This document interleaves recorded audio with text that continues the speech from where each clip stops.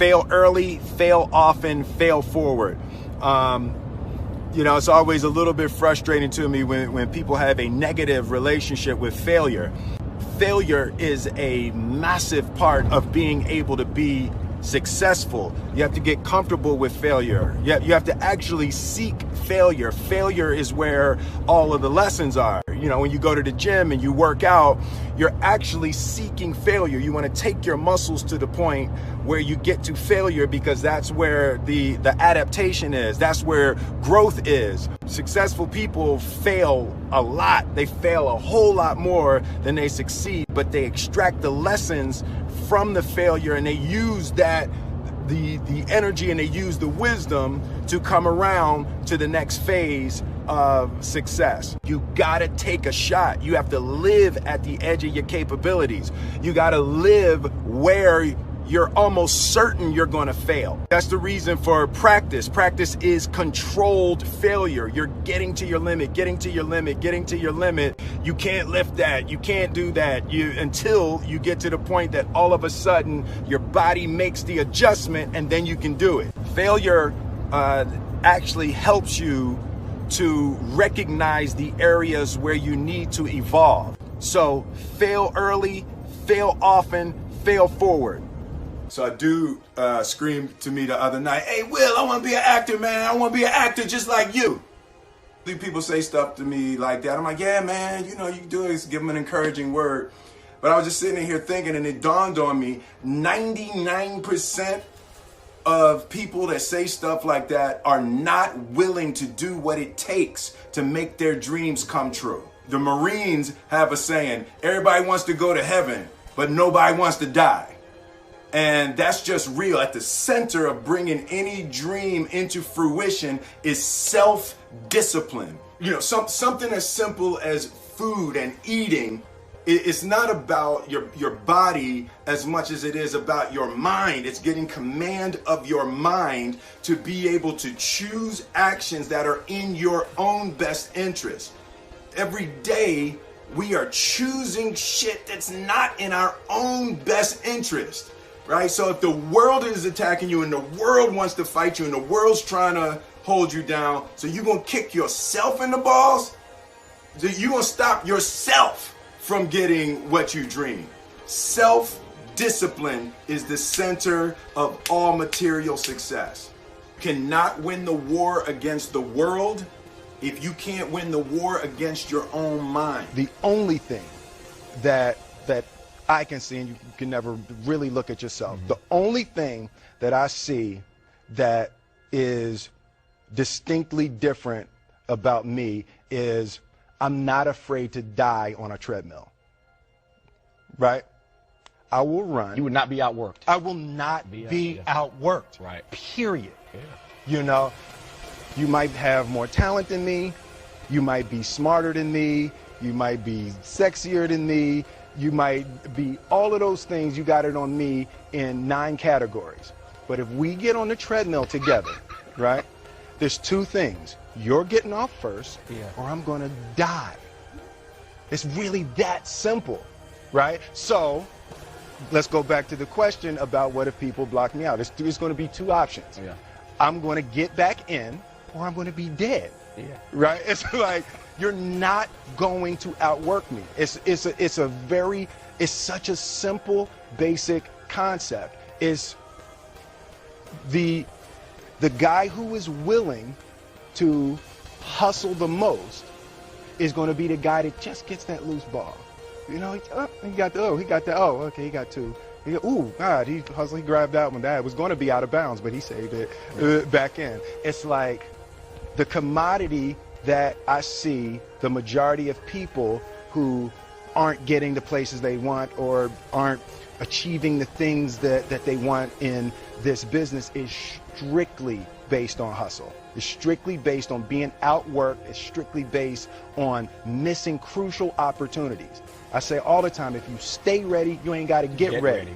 I believe that self-discipline is the definition of self-love. That when you say that you love yourself, that means that you have behavior towards yourself that is loving. It's like you say to yourself, hey man, look, I know you want to eat that pizza and it'll be really good, you know, but I can't let you eat that, man, because if you eat that pizza, you're going to feel like shit, you know, and I love you too much to let you eat that.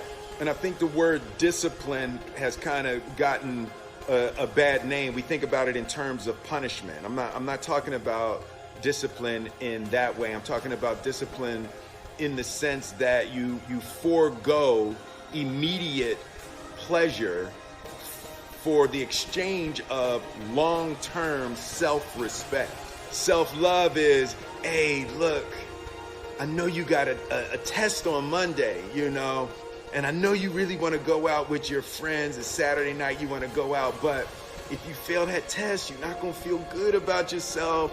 You know, I love you too much to let you go out tonight. Self-discipline is self-love. If you want to be happy, you have to love yourself, which means you have to discipline your behavior. The road to sustained happiness is through disciplining your behavior. And I learned very young from my parents, absolutely, that you don't try to build a wall. You don't set out to build a wall. You don't say, I'm going to build the biggest, baddest, greatest wall that's ever been built. You don't start there. You say, I'm going to lay this brick as perfectly as a brick can be laid. There will not be one brick on the face of the earth that's going to be laid better than this brick that I'm going to lay in this next 10 minutes. Yeah. And you do that every single day. And soon you have a wall. And soon you have a wall. Yeah. And I think psychologically, the advantage that gives me over a lot of people that I have been in competition with in different situations is it's difficult to take the first step when you look how big the task is. The task is never huge to me. It's always one brick. Me too. Greatness is not this wonderful, esoteric, elusive, God-like feature that only the special among us will ever taste. You know, it's something that truly exists in all of us. It's very simple. This is what I believe, and I'm willing to die for it. Period. It's that simple. I know who I am, and I know what I believe. I know who I am, I know what I believe. That's all I need to know. And that's all I need to know. So from there, you do what you need to do. You know, and I think what happens is we make the situation more complex than it has to be. Because we're looking for complexity. There's got to be something complex to understand. It can't be that easy. The separation of talent and skill is one of the greatest misunderstood concepts for people who are trying to excel, who have dreams, that want to do things. Talent you have naturally. Skill is only developed by hours and hours and hours of beating on your craft. I've never really viewed myself as particularly talented. Where I excel is ridiculous, sickening work ethic. You know, while the other guy's sleeping, I'm working. While the other guy's eating, I'm working. There's no easy way around it. No matter how talented you are, your talent is going to fail you if you're not skilled. You know, if you don't study, if you don't work really hard and dedicate yourself to being better every single day. If there was one concept that I would suggest to people to take a daily confrontation with, is fear.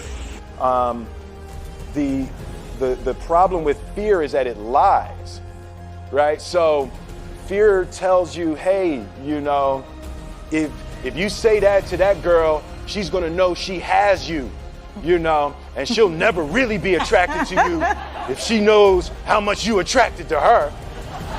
Don't say that, no. How we get her is when she walks by, ignore her. Right, to smooth. You know, it's like, pop it on your shoulder. Fear tells you dumb shit like that, right?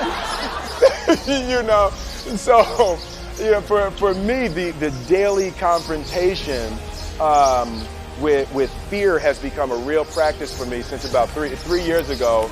I went skydiving.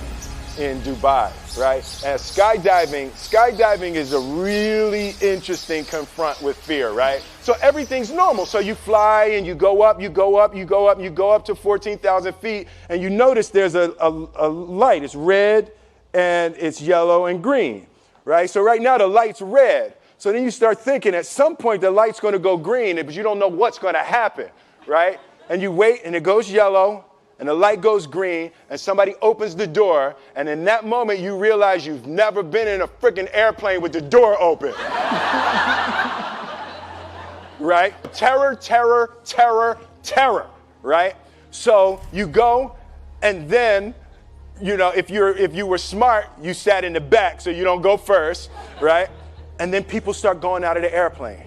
And you go, and the guy walks you up to the end of the thing, and you're standing and your toes are on the edge, and you're looking out down to